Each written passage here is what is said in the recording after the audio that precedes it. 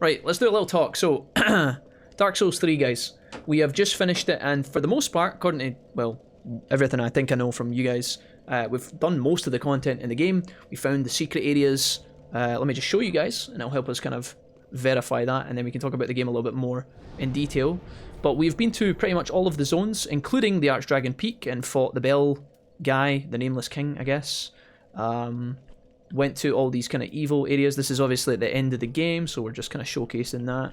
And then obviously we did the dark area of the Firelink. I don't think there's anything else that could have been missed, but for the most part I'm pretty content with everything. And I'm really happy we played this game. Really happy we played through Dark Souls 3. This is my first ever Dark Souls experience, and before this my only other FromSoft game that I'd ever played was Sekiro, which I fell in love with earlier last year when you guys were like, play Sekiro, Jack, play Sekiro.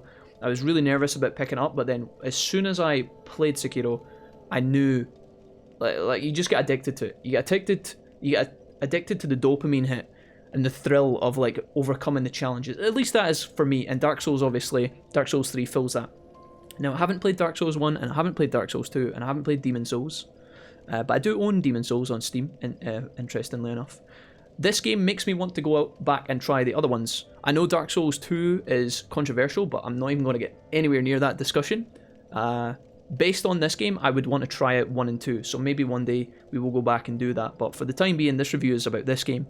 So the setting of this game, the easiest thing to talk about is the graphics and the performance. I played this on Steam, and even though my PC is way past its due and we're streaming the game as well, the game looks pretty awesome, even on like low settings. Which is what I was running on. There's a couple of amazing pieces that must look absolutely phenomenal on high. Like, for example, when you come out of Walnir's tomb and you go into, is it Eridil for the first time? Is that the name of the place? I could be getting that wrong, but you're looking over at the city with the Aurora and the bridge, and the city's kind of just sitting in the snow. There's a couple of set pieces like this where the game just looks absolutely phenomenal. The design of the locations are insane. The gothic setting of Lothric is so fucking dank. Like, it'll be hard to eclipse that kind of setting by other games trying to replicate a similar theme.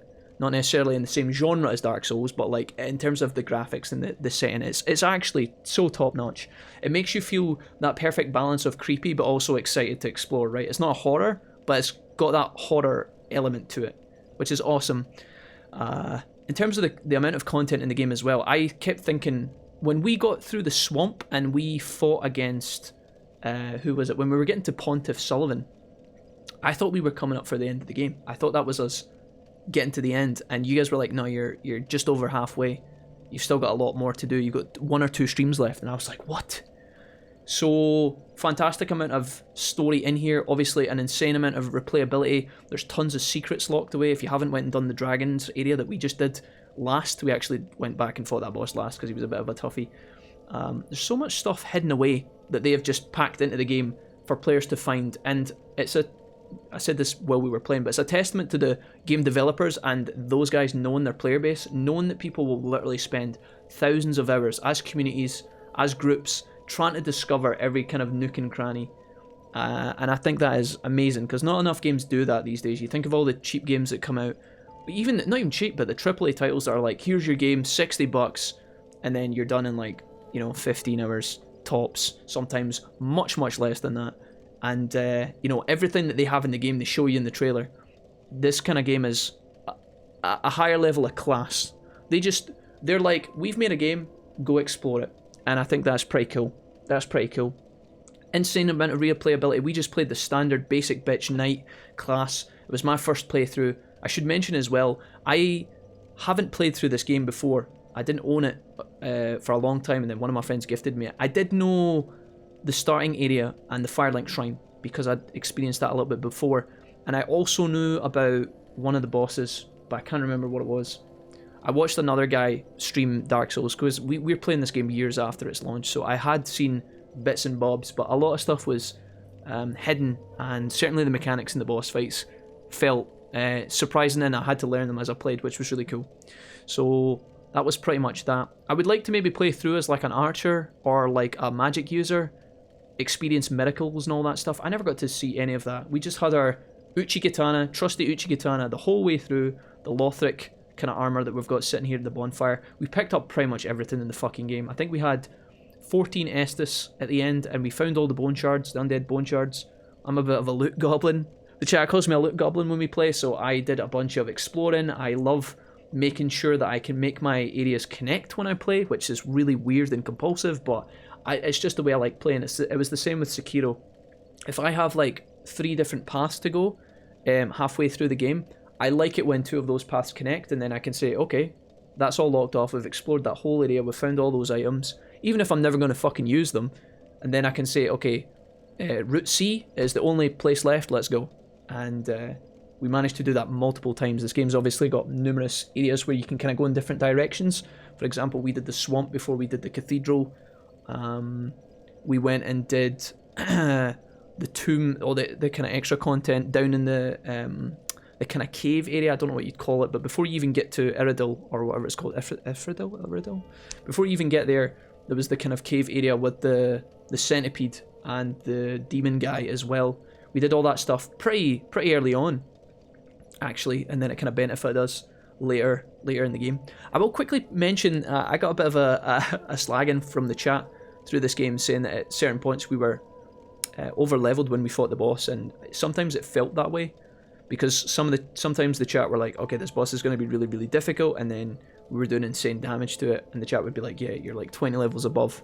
But one thing I'd like to point out is I feel like when we were playing, that's just, I don't know if that's like because of my playstyle or whatever, but I felt like, you guys could probably back me up here, I felt like we were stronger, but it wasn't, I feel like it wasn't due to like any kind of desire to cheese the game. I just felt like by the time we got to certain points, we just had a ton of souls. And I don't know if that's to do with a balance mechanic where, you know, some players will get through certain areas and be 10 levels below because they've lost all their souls a billion times. I felt like I played really conservatively, but that's what I enjoyed doing, and I don't know, for sure some of the boss fights would have been harder, I guess, and then taken us longer to beat getting through, but I just played the game as I would have if no one had been there, which was, I'm going down this path, okay, I have 50,000 souls, we're going to go back to the shrine and spend them, now we're going to move on and try and survive as long as possible. Just explore slowly, cut through enemies slowly, and that was kind of my method of playing. I don't know why I'm throwing that in the review, but I guess it was just worth discussing. Maybe some people feel like Dark Souls is too hard, but based on my experience of playing through, if you take your time and you go through the areas slow and steady, you pack enough kind of like items that you might need if you're going to use like embers, or if you're an archer and you need all your arrows and shit, just make sure that you're supplied up and then go through it slowly, because this game didn't feel hard. It was challenging for sure. Again, if I'd fought these bosses like 40 levels below, then it would probably have taken longer, but again, I feel like this is the way that, you know, it's intended to be played. And then at the end of the day as well, it's like a single player game, so I'm not entirely sure. But in terms of the lore of Dark Souls, I was a bit kind of lost sometimes, but I think that's kind of that's intentional. Obviously, they kind of leave it open for you to do your own research and also interpret, and they don't give you a clear explanation of what's going on. But I felt like even towards the end of the game, with a bit of kind of like help from the chat and also reading some like wiki pages on the side, you kind of get a sense of like what you're doing and what your purpose is. And it's actually got quite a romantic story in amongst all the dark and the death and the doom and gloom. It's very kind of, I don't know, bittersweet, I guess. And I really enjoyed that, because a lot of games, again, these days are kind of like, you know, Hollywood explosions, sex and all that shit, whereas Dark Souls kind of just exists. It's like, here, we're telling you this story. It's not a nice one, but go explore it, and I kind of enjoyed the shit out of that. But I don't think there's much else to talk about in terms of the game. Definitely would rate Dark Souls highly. Did I enjoy it more than Sekiro? That's a good one. I don't know if Sekiro obviously came after, so they had like, you know, prior experience for Sekiro when they made it. I quite like the stealth mechanics that Sekiro added, and I also like that Sekiro had the very clear and distinctive death blow icon when you were sneaking up behind someone. So when in that game, when you're creeping up behind, the red circle appears. If anybody's played that game, the game actually kind of tells you you're about to death blow something, and then as soon as you see that, you're good to go. You hit R1, boom, guaranteed.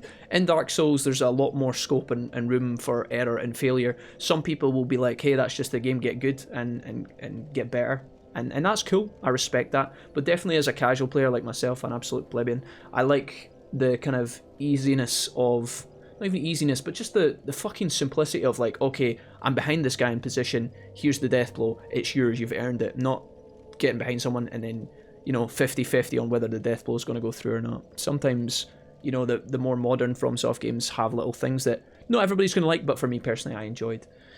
So yeah, that's pretty much it. Definitely rate Dark Souls 3 highly. Excited to try some of the other games and see how the lore kind of connects. And yeah, that's that. GG's, guys.